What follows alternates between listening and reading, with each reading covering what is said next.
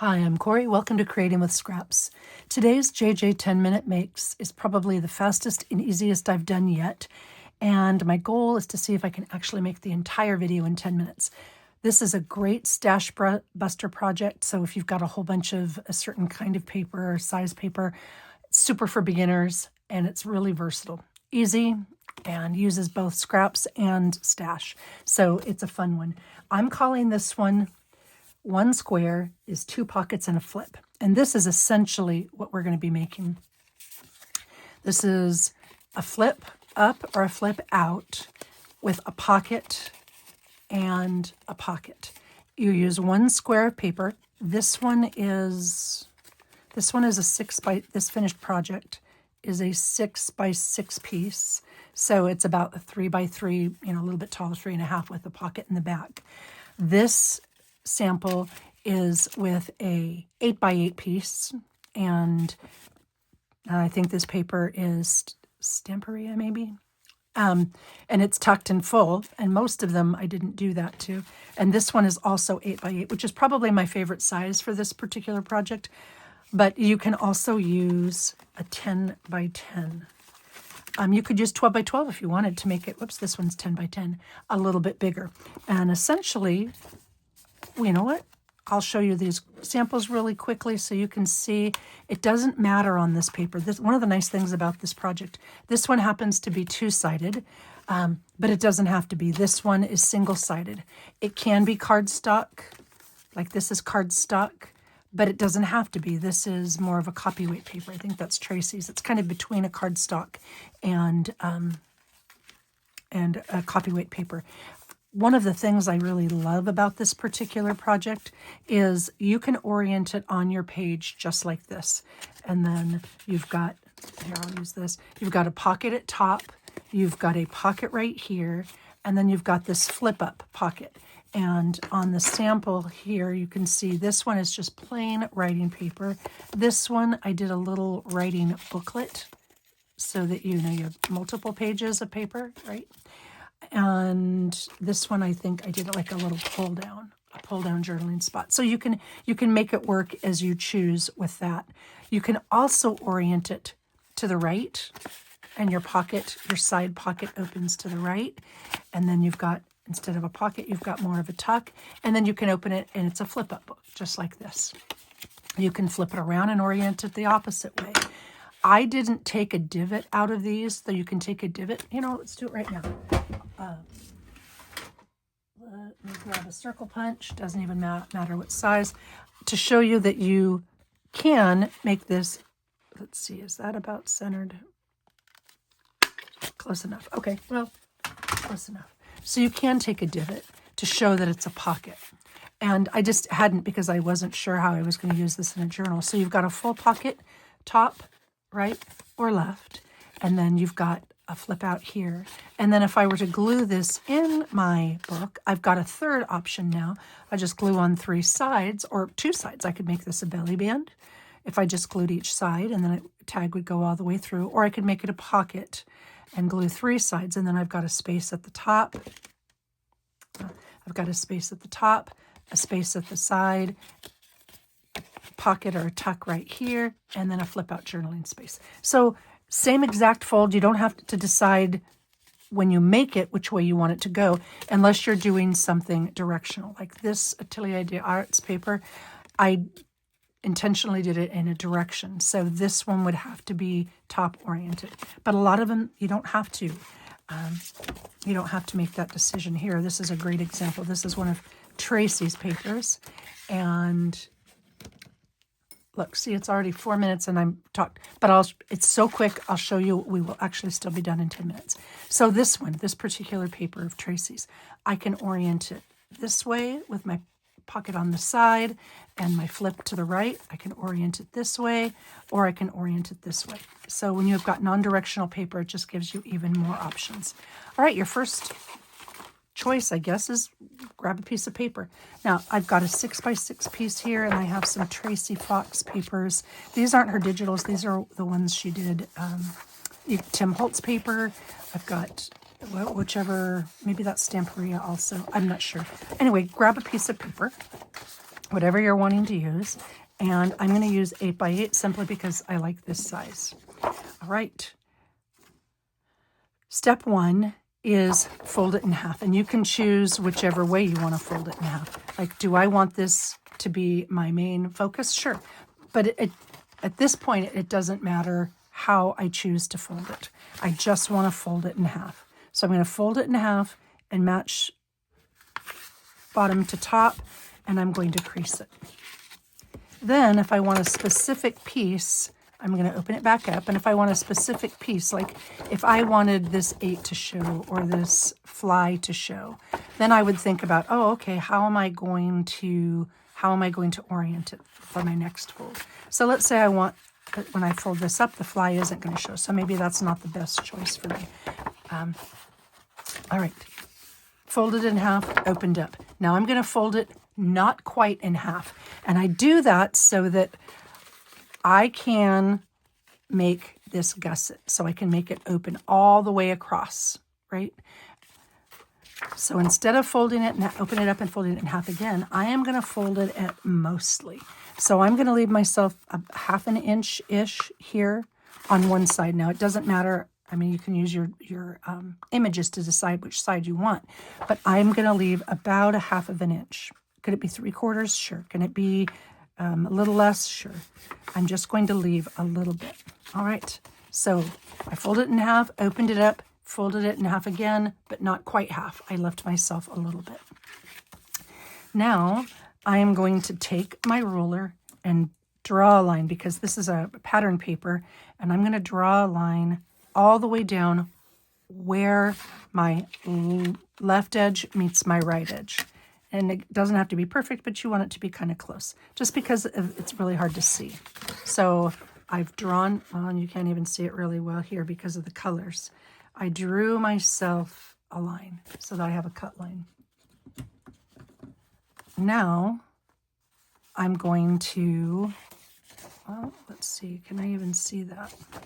I can't even see my cut line. I'll cheat and I'll go like this. I normally open this up and cut, but because this paper is the color it is, I'll just cheat and cut only part of that.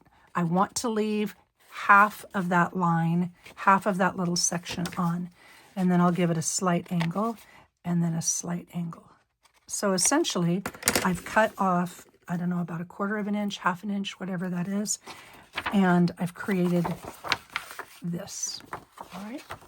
So now I'm going to fold this back over. Where I've got my hinge or my flap, I don't even have to score it. All I'm going to do is take this hinge or flap piece that I left, and I'm going to roll it over the edge of my paper. Now you can see it buckles a little bit, but that's okay. I want it to do that. I just rolled it over the edge of my paper. Now if you're going to ink, here's the time you're going to ink. Or actually, you don't even have to ink it yet, quite yet. Now what I'm going to do is open this up, and I am going to cut out one of the 2 sections. Now, I've got my hinge or flap on the right, so I'm going to leave these 2 sections intact. I cut out one of the bottom 2 sections. And honestly, it doesn't really matter. I think I want this piece to be my remaining flap because I really like that flower. So I'm going to cut out my bottom left section. I'm going to use the score lines that I created. And I find it a little bit easier to use a straight edge for this because I can roll it up into, so like on this paper, it's hard to see the line. So I'm going to cut the bottom left corner. Could be the bottom right, just depending on what you want. But by using a straight edge and cutting like that, I don't have to worry quite so much, whoops, there you go, about seeing my crease line. And I'm going to do the same thing here. Where I folded it, I'm going to lay my straight edge down, and I'm going to cut up to that center line.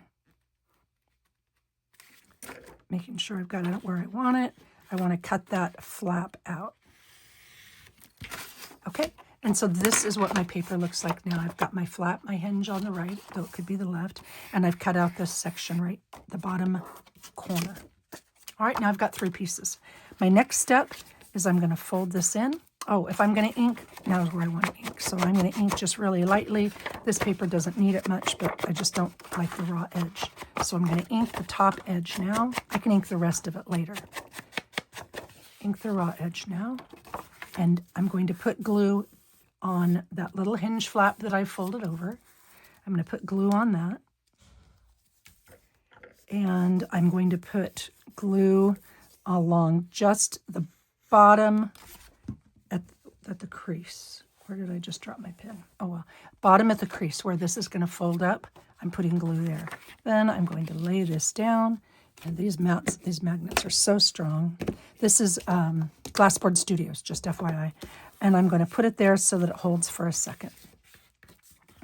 Okay, and that's good enough. All right, so I've created this portion of the pocket. Now I decide, do I want to fold it up like this and fold it down and have that be my image? Or I can flip it around, fold this up and fold this down. And I kind of like the fly peeking out, so I'm going to leave it like that. Now you can see right here, I need to trim this up. When I cut that, I didn't do a fabulous job, but it's really easy to clean that up right now. So that's what I'm going to do. All right, that edge is now clean. Okay, so I've got my base.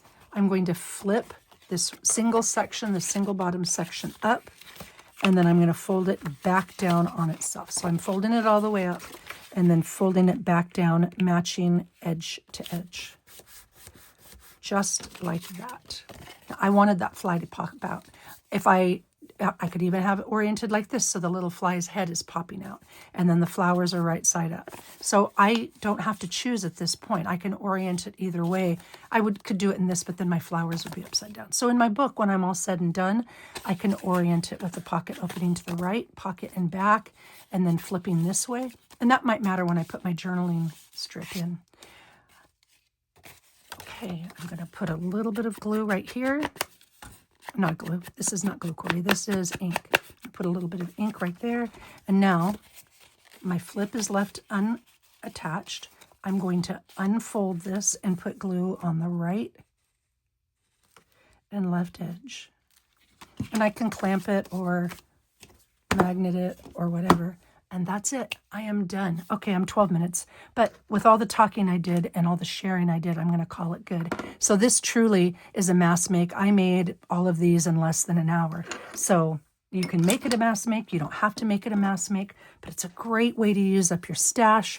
And it's also a great way to use scraps. Now at this point, I just decide, like this one, I decided I wanted to orient sideways. So I'm just going to take some scrap lined paper and glue it right in. I like to sew it, but you can staple it, or you can even do a single sheet. I'm going to put some paper right in there, and that will be my flip out or flip up. All right, so that's the whole make. Today's was what I call 2 pockets and a flip. Tomorrow I intend to do another square, a 1 square piece, but it's a layered pocket 2 ways. That's another super simple, quick project. Maybe I'll even talk less. And then on the 5th, I'm joining Mandy's with Sunflower Indoors, her Out With a Bang collaboration, and I'm going to use their Faded Impressions paper for that.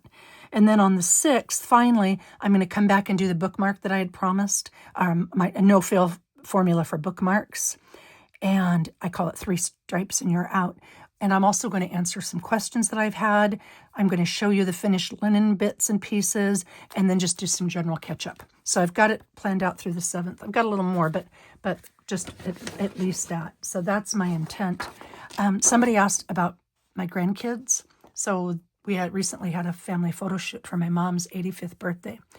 And my husband, and this is Breck, who just turned 5, and Aldrich, who will be 4 this month. No, Corey, that's not Aldrich, that's Emmerich.